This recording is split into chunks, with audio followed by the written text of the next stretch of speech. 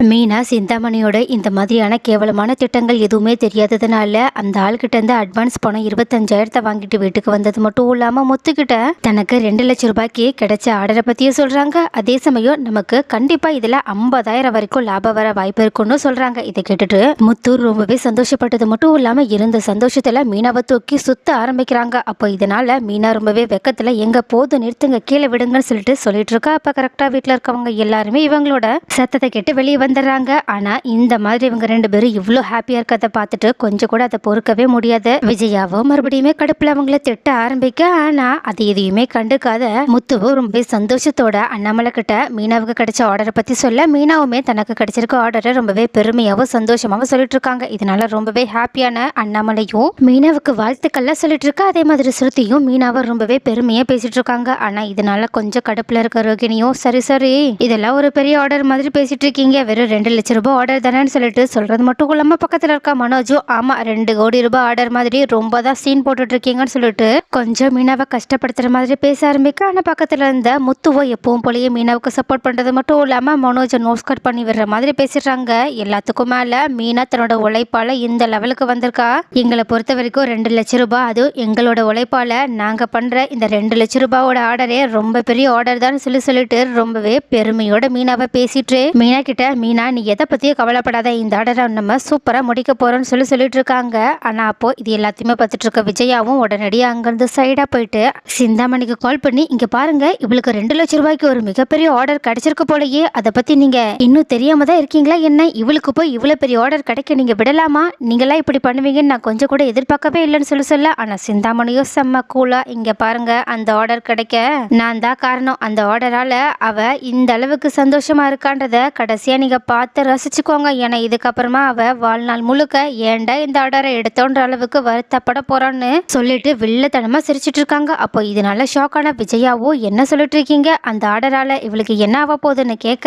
ஆனா இந்த மாதிரி ஷாக்ல விஜயா கேட்கறத பார்த்த சிந்தாமணியும் என்ன உங்க மருமக மேல உங்களுக்கு ஏதாவது கரிசனம் வந்துருச்சான்னு கேட்க. ஆனா விஜயாவோ சேச்சா அப்படியெல்லாம் நான் பண்ணுவேனா, இவ எப்படா ஏதாவது விஷயத்துல மாட்டி கீழே சறுக்கி விழுவா, இவளோட ஆணவத்தை எல்லாத்தையுமே நான் அடக்கலான்னு பார்த்துட்டு இருக்கேன். நீங்க வேற அவ மேல நான் எதுக்காக பரிதாபப்பட போறேன், முதல்ல அவளுக்கு எதிராக நீங்க என்ன பண்றீங்கன்னு மட்டும் சொல்லுங்க, நானும் உங்களுக்கு அதுல உறுதுணையா நிக்கிறேன்னு சொல்றாங்க. ஆனா சிந்தாமணியோ இப்போதைக்கு நான் இந்த பிளானை யார்கிட்டயும் ஓபன் பண்ற மாதிரி தெரியல, ஆனா ஒன்னே ஒண்ணு மட்டும் சொல்லிக்கிறேன், கண்டிப்பா இந்த விஷயத்துல அவ சொதப்பி வீட்டுக்கு வரும்போது நீங்க உங்களால முடிஞ்ச அளவுக்கு அவளை அவமானப்படுத்தி ஒரு இடத்துல முடக்கி வைக்கணும். ஏன் சொல்ல போனா அவ மறுபடியும் இந்த தொழிலை பத்தி யோசிச்சு கூட பார்க்காத அளவுக்கு நீங்க தான் பண்ணணும்னு சொல்றாங்க. ஆனா விஜயாவோ இதை கேட்டுட்டு ஒருவேளை நீங்க ரொம்ப பெரிய விஷயத்த பண்ண போறீங்களா என்ன? ஏன்னா என்ன நடந்தாலும் நான் சொல்ற பட்சல இவங்கெல்லாம் கேட்கவே மாட்டாங்க, ஏன்னா அவதான் தலைக்கணத்துல ஆடிட்டு இருக்காளேன்னு சொல்ல. ஆனா சிந்தாமணியோ எதுக்கோ கவலைப்படாதீங்க, நடக்கிற விஷயத்த பார்த்தா அவளே இந்த தொழிலுக்கு மறுபடியும் வர பயப்படுவா, அந்த அளவுக்கு நான் ஒரு மிகப்பெரிய வேலையை பார்த்து வச்சிருக்கேன்னு சொல்லிட்டு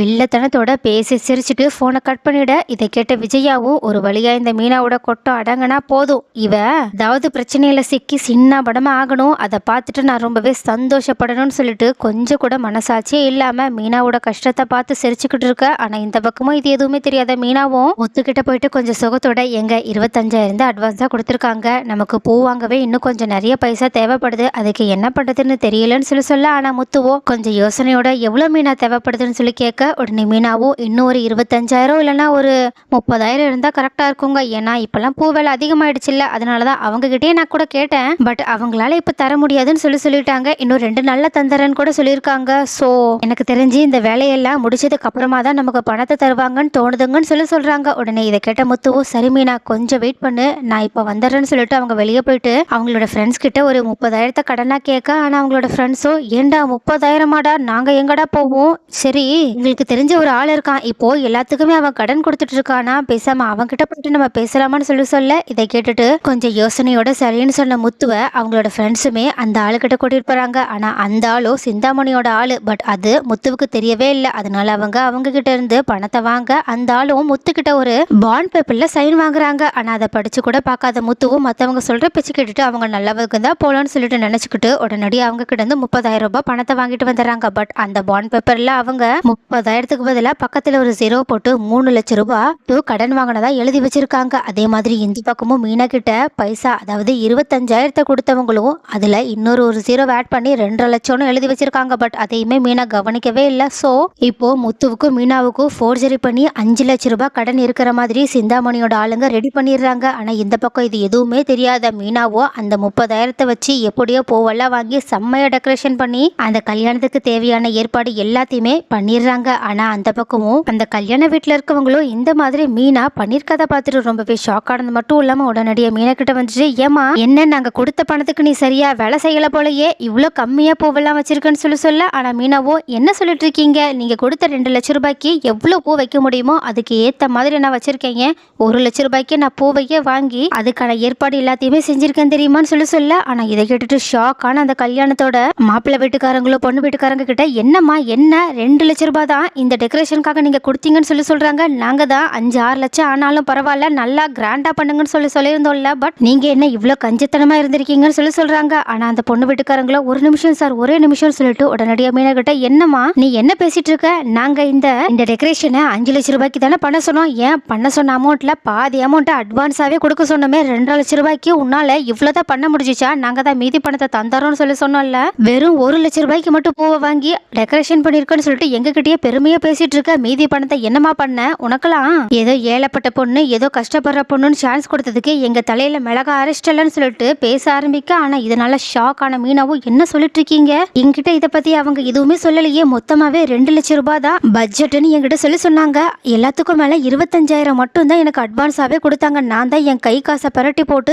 இந்த டெக்கரேஷன் ஒர்க்கை முடிச்சிருக்கேன், ஏன்னா இந்த ஒர்க் முடிச்சதுக்கு அப்புறமா தான் மீதி பணத்தை தருவேன்னு சொன்னாங்க. ஆனா நீங்க என்னடானா 5 லட்சம் ரூபான்னு சொல்லிட்டு இருக்கீங்க, எனக்கு ஒண்ணுமே புரியலையேன்னு சொல்லிட்டு கேட்க, உடனே இதை கேட்டுட்டு உடனடியா அந்த ஆளை கூப்பிட்டு விடுங்கன்னு சொல்லிட்டு அந்த கல்யாண வீட்டுக்காரங்களும் அந்த புரோக்கரை கூப்பிட, ஆனா அந்த புரோக்கரும் நடந்த விஷயத்த அப்படியே மாத்தி சொல்ல ஆரம்பிக்கிறது மட்டும் இல்லாம மீனா சைன் போட்டு அந்த பேப்பரை காட்டி, இங்க பாருங்க 2.5 லட்சம் ரூபாவை நான் இந்த பொண்ணுக்கு கொடுத்துருக்கேன்னு சொல்லிட்டு காட்டுறாங்க. அப்போ இதை பார்த்துட்டு மீனா ரொம்பவே ஷாக் ஆனது மட்டும் இல்லாம, இவங்க ஏதோ என்கிட்ட ஏமாத்தி இதுல சைன் வாங்கிட்டாங்க, நிஜமாவே என்கிட்ட இவங்க 25,000 மட்டும் தான் கொடுத்தாங்கன்னு சொல்றாங்க. ஆனா இதை நம்பாத அந்த கல்யாண வீட்டுக்காரங்களும் உடனடியா இந்த விஷயத்த நாங்க போலீஸ்ல கம்ப்ளைண்ட் பண்ணி உன்னை உண்டு இல்லைன்னு பண்ண போறோம்னு சொல்லிட்டு உடனடியாக அவங்க போலீஸ்க்குமே கால் பண்ண ஆரம்பிக்க. ஆனா இந்த பக்கமும் இதனால பயந்து போன மீனாவும், ஒரு நிமிஷம் கொஞ்சம் அமைதியா இருங்க, நான் என்னோட ஹஸ்பண்டை மட்டும் கூப்பிட்டுறேன், நீங்க தயவு செஞ்சு அவங்க கிட்ட ஒரு தடவை மட்டும் பேசுறீங்களேன்னு சொல்ல ஆனா அந்த கல்யாண வீட்டுக்காரங்களோ தனக்கு ஏற்பட்ட அவமானத்தை சரி கட்டுறதுக்காக உடனடியா அந்த மாப்பிள்ளை வீட்டுக்காரங்க முன்னாடியே போலீஸ்க்கு கால் பண்ணி உடனடியா மீனாவை போலீஸ் ஸ்டேஷன் வரைக்குமே கூட்டிட்டு போயிறாங்க. ஆனா அங்க போனா மீனாவுக்கு இன்னுமே பேரதிர்ச்சி, ஏன்னா ஏற்கனவே சிந்தாமணியோட ஆளு முத்துக்கிட்ட 3 லட்சம் ரூபாய்னு சொல்லிட்டு பாண்ட்ல கையெழுத்து வாங்கினதுனால இன்னுமே அவங்க பிரச்சனையோட அங்க போலீஸ் ஸ்டேஷன்ல முத்துவை விசாரிச்சுட்டு இருக்காங்க. இதை பார்த்துட்டு மீனா இன்னுமே பேரதிர்ச்சியில உறைஞ்சு போய் நின்றுட்டு இருக்காங்க. ஸோ காய்ஸ், நீங்க என்ன நினைக்கிறீங்க, இப்படி சிந்தாமணியோட திட்டத்தாலையும் விஜயாவோட கேவலமான எண்ணத்தாலையும் வளர்ச்சி முன்னேறணும்னு சொல்லிட்டு கஷ்டப்பட்டு உழைச்சிட்டு இருக்க முத்து மீனாவுக்கு இவ்வளவு பெரிய பிரச்சனை வந்திருக்கு. ஸோ இந்த பிரச்சனையில இருந்து அவங்க எப்படிதான் தப்பிப்பாங்க, எப்படி தப்பிச்சு விஜயாவுக்கும் சிந்தாமணிக்கும் ஆப்ப வச்சா நல்லா இருக்கும்னு நீங்க நினைக்கிறீங்கன்றத கமெண்ட்ல சொல்லுங்க.